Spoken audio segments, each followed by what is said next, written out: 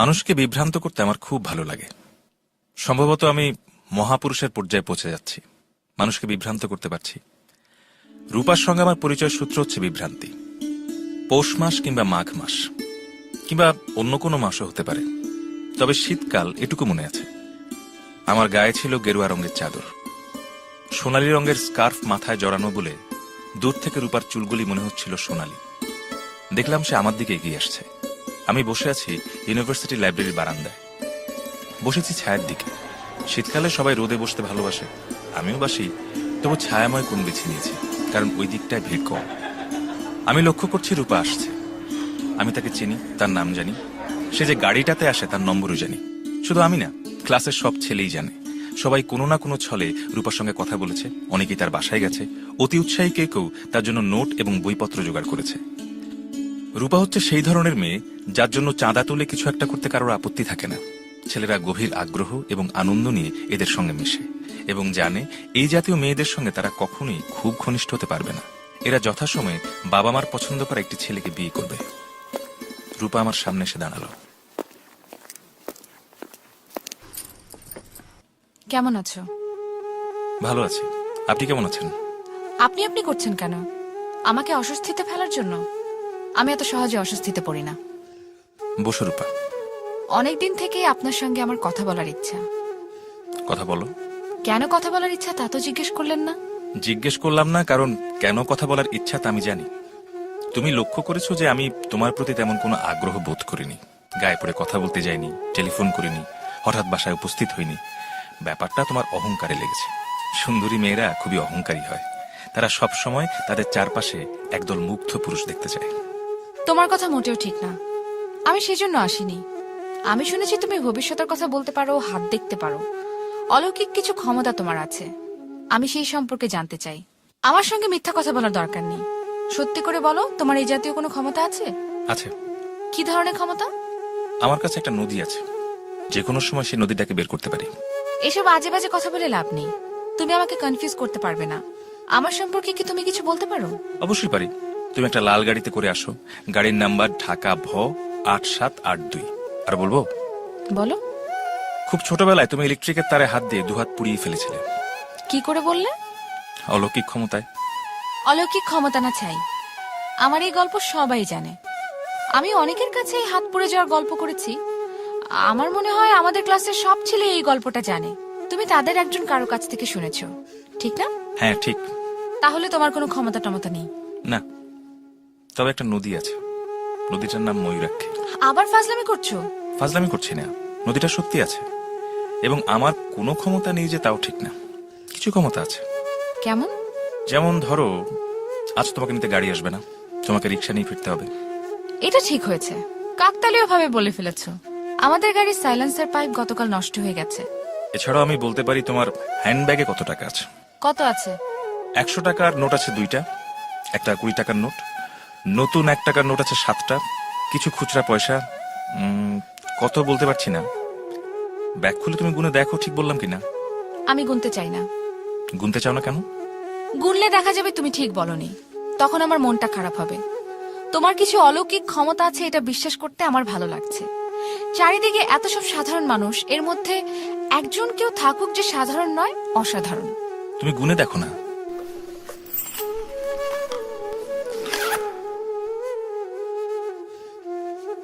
কি করে হলো?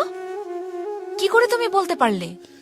আমি জানি না রূপা, মাঝে মাঝে কাকতালীয় ভাবে আমার কিছু কিছু কথা মিলে যায়। আচ্ছা আমি যাই।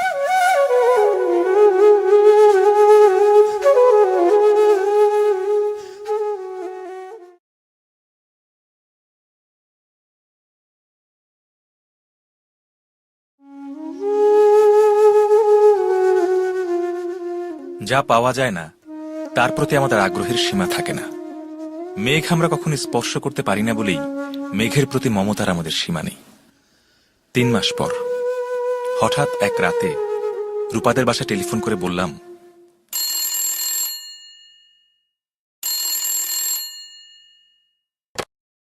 রূপা তুমি কেমন আছো? ভালো। চিনতে পারছো? চিনতে পারবো না কেন? তুমি কোথায় ডুব মেরেছিলে? মামার বাড়ি গিয়েছিলাম। মামার বাড়ি? ক্লাস ফাঁকি দিয়ে মামার বাড়ি? হ্যাঁ, মামার বাড়ি। হঠাৎ ওদের খুব দেখতে ইচ্ছা করলো। তুমি কি জানো আমি তোমার কথা খুব ভাবি? আমি জানি। সত্যি জানো? হ্যাঁ, জানি। কি করে জানো? ভালোবাসা টের পাওয়া যায়। কেন জানি তোমার কথা সবসময় মনে হয়। এর নাম কি ভালোবাসা? আমার জানা নেই রূপা। তুমি কি আসবে আমাদের বাসায়? আসবো। কখন আসবে? এক্ষুনি আসছে। এত রাতে এলে বাবা হইচই শুরু করবেন। তুমি কি কাল সকালে আসতে পারো না? না রূপা, আমাকে এক্ষুনি আসতে হবে। আচ্ছা, বেশ, আসো। তোমার কি কোনো নীল রঙের শাড়ি আছে? কেন বলো তো? যদি থাকে তাহলে নীল রঙের শাড়ি পরে গেটের কাছে থাকো। আমি এলেই গেট খুলে দেবে। আচ্ছা।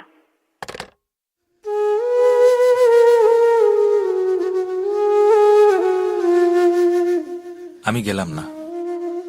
আবারও মাসখানিকের জন্য ডুব দিলাম, কারণ ভালোবাসার মানুষদের খুব কাছে কখনো যেতে নেই।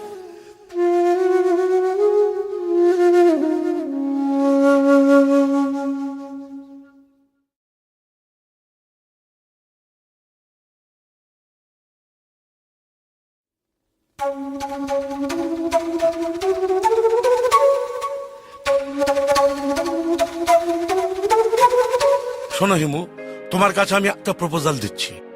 দিন। তুমি এই মেস ছেড়ে দিয়ে অন্য কোনো মেসে যাও, যাতে বাদল তোমাকে খুঁজে বের করতে না পারে। 500 বদলে আমি তোমাকে 1000 করে টাকা দেবো। শুধু তাই না, I will remain ever grateful. আচ্ছা, তুমি বিয়ে টিয়ে করে সংসারী হবার কথা ভাবো না? তাই ভাবি। তাহলে বিয়ে করে ফেলো, বিয়ের যাবতীয় খরচ আমি দেব। প্রস্তাব খুব লোভনীয় মনে হচ্ছে ফুপা। তোমার যে একজন পরিচিত মেয়ে আছে রূপা, ও কি তোমাকে বিয়ে করতে রাজি হবে?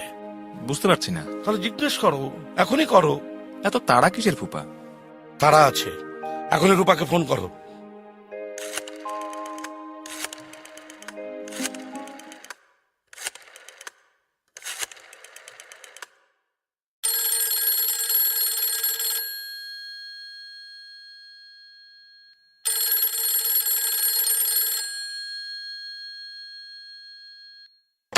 হ্যালো, হ্যালো রূপা। বলো, শুনছি। তুমি হঠাৎ এতদিন পর টেলিফোন করলে, কি মনে করে? জরুরি কাজে টেলিফোন করলাম। আমার সঙ্গে তো কোনো জরুরি কাজ থাকার কথা না। রেগে রেগে কথা বলছে কেন রূপা? তুমি তোমার আস্তানা আবার বদলেছো। পুরনো ঠিকানায় খোঁজ নিতে গিয়ে আমি হতভম্ব। তোমার কি উচিত ছিল না আমাকে ঠিকানা বদলের ব্যাপারটা জানানো? অবশ্যই উচিত ছিল। থাক এসব, এখন তোমার জরুরি কথা বলো। রূপা, তুমি কি বিয়ের কথা ভাবছো? কি বললে? তুমি বিয়েটির কথা ভাবছো নাকি? কি বলতে চাও পরিষ্কার করে বলো। জানতে চাচ্ছিলাম, আমি যদি তোমাকে বিয়ের কথা বলি তুমি কি রাজি হবে? অল্প কথায় উত্তর দাও, কুইজ ধরনের প্রশ্নে হ্যাঁ অথবা না। তোমার এই জাতীয় রসিকতা আমার ভালো লাগে না। তুমি যে জীবনযাপন করো তাতে এ ধরনের রসিকতার হয়তো কোনো গুরুত্বপূর্ণ স্থান আছে, আমার জীবনে নেই। তুমি নানান ধরনের এক্সপেরিমেন্ট তোমার জীবন নিয়ে করতে পারো, আমি পারি না। তুমি আসল প্রশ্নের উত্তর দাওনি। সত্যি যদি উত্তর চাও তাহলে বলছি, তুমি চাইলে আমি রাজি হব। আমি জানি তা হবে আমার জীবনের সবচেয়ে বড় ভুল, তারপরেও রাজি হব। আমি যে রাজি হব তাও কিন্তু তোমার জানা। আচ্ছা রূপা, রাখি।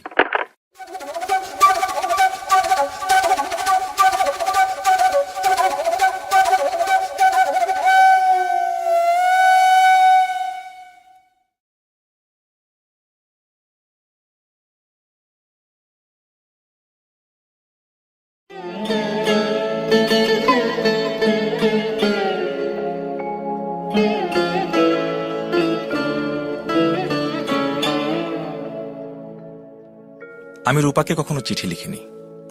একবার হঠাৎ একটি চিঠি লিখতে ইচ্ছা করলো। লিখতে বসে দেখি কি লিখবো ভেবে পাচ্ছি না। অনেকবার করে একটি লাইন লিখলাম, রূপা তুমি কেমন আছো? তুমি এত পাগল কেন? এতদিন পর একটা চিঠি লিখলে, তার মধ্যেও পাগলামি।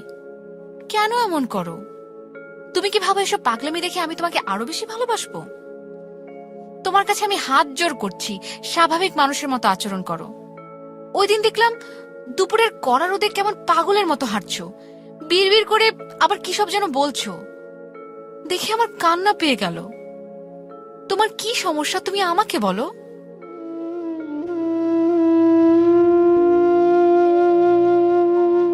আমার সমস্যার কথা কি রূপাকে আমি বলতে পারি? আমি কি বলতে পারি আমার বাবার স্বপ্ন সফল করার জন্য আমি সারাদিন পথে পথে ঘুরি, মহাপুরুষ হবার সাধনা করি। যখন খুব ক্লান্তি অনুভব করি তখন একটি নদীর স্বপ্ন দেখি। এইসব কথা রূপাকে বলার কোনো অর্থ হয় না। বরং কোনো কোনো দিন তরঙ্গিনী স্টোর থেকে তাকে টেলিফোন করে বলি, রূপা, তুমি কি এক্ষুনি নীল রঙের একটা শাড়ি পরে তোমাদের ছাদে উঠে কার্নিশ ধরে নিচের দিকে তাকাবে? তোমাকে খুব দেখতে ইচ্ছে করছে, একটুখানি দাঁড়াও, আমি তোমাদের বাসার সামনের রাস্তা দিয়ে হেঁটে চলে যাব। আমি জানি রূপা আমার কথা বিশ্বাস করে না, তবু যত্ন করে শাড়ি পরে, চুল বাঁধে, চোখে কাজলের ছোঁয়া লাগিয়ে ছাদের কার্নিশ ধরে দাঁড়ায়। সে অপেক্ষা করে, আমি কখনো যাই না। আমাকে তো আর 10টা সাধারণ ছেলের মতো হলে চলবে না, আমাকে হতে হবে অসাধারণ। আমি সারাদিন হাঁটি, আমার পথ শেষ হয় না। গন্তব্যহীন যে যাত্রা, তার কোনো শেষ থাকার তো কথাও নয়।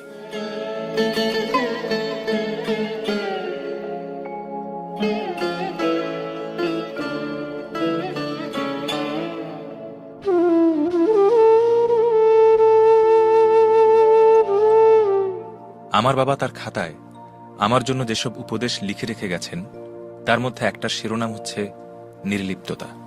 তিনি লিখেছেন, পৃথিবীর সকল মহাপুরুষ এবং মহাজ্ঞানীরা এই জগৎকে মায়া বলে অভিহিত করিয়াছেন। আমি আমার ক্ষুদ্র বিবেচনায় দেখিয়াছি আসলে মায়া। স্বামী ও স্ত্রীর প্রেম যেমন মায়া বই কিছুই নয়, ভ্রাতা ও ভগ্নীর স্নেহ সম্পর্কেও তাই। যে কারণে স্বার্থে আঘাত লাগিবা মাত্র স্বামী স্ত্রীর প্রেম বা ভ্রাতা ভগ্নীর ভালোবাসা কর্পূরের মতো উড়িয়া যায়। কাজেই তোমাকে পৃথিবীর সর্ববিষয়ে পুরোপুরি নির্লিপ্ত হইতে হইবে। কোনো কিছুর প্রতি তুমি যেমন আগ্রহ বোধ করিবে না, আবার অনাগ্রহ বোধ করিবে না।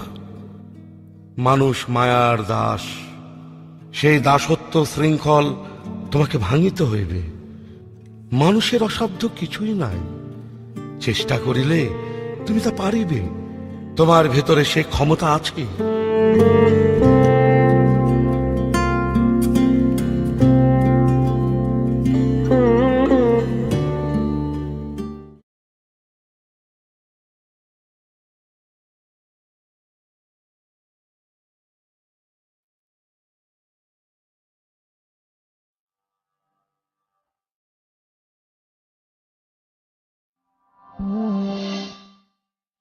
চিঠি পড়ার মুহূর্ত আসছে না।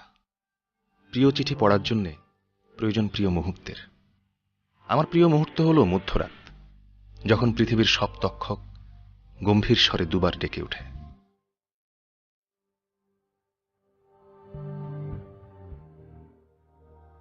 ঘরে চিঠি পড়ার মতো আলো নেই।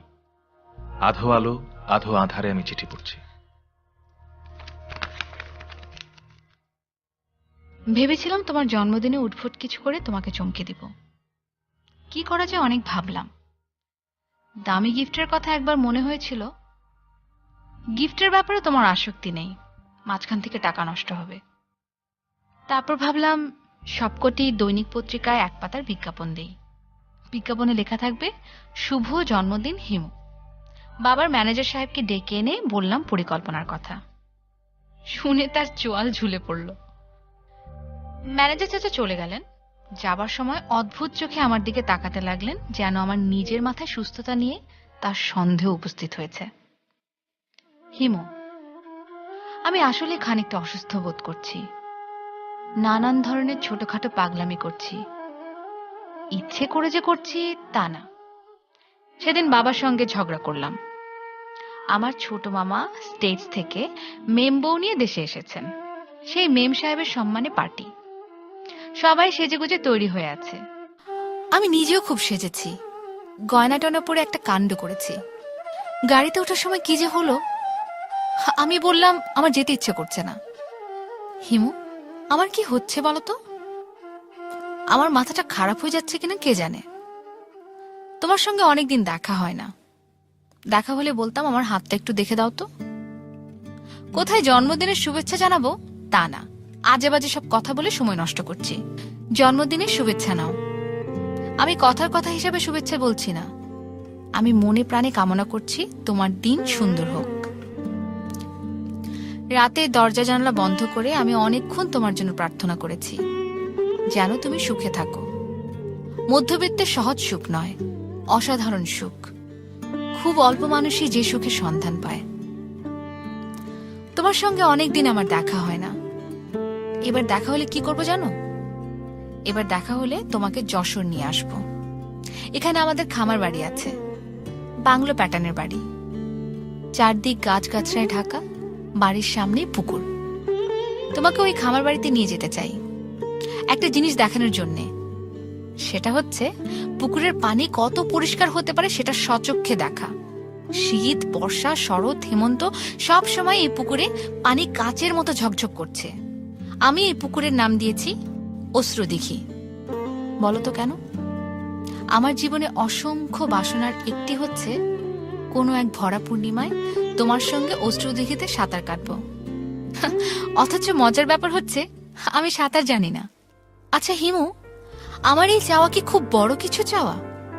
আমি কখনো কারো কাছে কিচ্ছু চাইনি, ঠিক করেছি এই জীবনে কিচ্ছু চাইবো না। আলাদিনের চেরাগের দৈত্য যদি হঠাৎ উপস্থিত হয়ে আমাকে বলে, রূপা চটচট করে বলো তোমার 3টা ইচ্ছে আমি পূর্ণ করব, তাহলে মাথা চুলকে আমি বলবো, স্যার থ্যাংক ইউ, আপনার কাছে আমার কিচ্ছু চাইবার নেই। আমার যা চাইবার তা চাইতে হবে হিমুর কাছে। ওকে একটু আমার কাছে এনে দিয়ে আপনি বিদায় হন। আপনার গা থেকে বিশ্রী গন্ধ আসছে। দরজায় মিহি করে টোকা পড়ছে।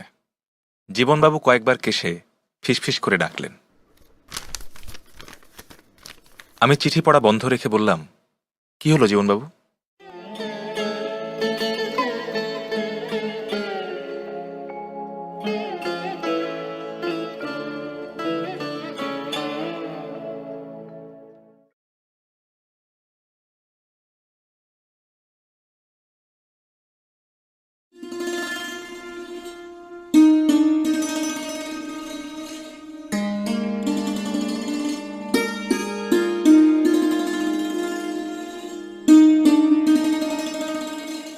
গুলশান থানার ওসি সাহেবের সামনে বসে আছি। এই ওসি সাহেব নতুন এসেছেন, তাকে আমি আগে দেখিনি। ভদ্রলোককে মোটেই পুলিশ অফিসারের মতো লাগছে না। রোগা এবং অতিরিক্ত ফর্সা একজন মানুষ। গায়ে পুলিশের পোশাক নেই, গোলাপি রঙের হাফ শার্ট পরেছেন। প্যান্ট কি পরেছেন দেখতে পাচ্ছি না। গোলাপি রঙের শার্টের কারণে তার চেহারায় বালক বালক ভাব এসেছে। গোলাপি নাকি মেয়েদের রং? কথা সত্য হতে পারে। ওসি সাহেবের সামনে একটা হাফ প্লেটে পান সাজানো। তিনি পান মুখে দিলেন। আয়েশ করে কিছুক্ষণ পান চিবানোর পর ঘন ঘন হেঁচকি তুলতে লাগলেন। আমার দিকে তাকিয়ে বিব্রত ভঙ্গিতে বললেন, সিগারেট ছাড়ার জন্য পান ধরেছি, কিন্তু জর্দার গন্ধ সহ্য হচ্ছে না। আগে 2 প্যাকেট সিগারেট লাগতো, 40 স্টিক।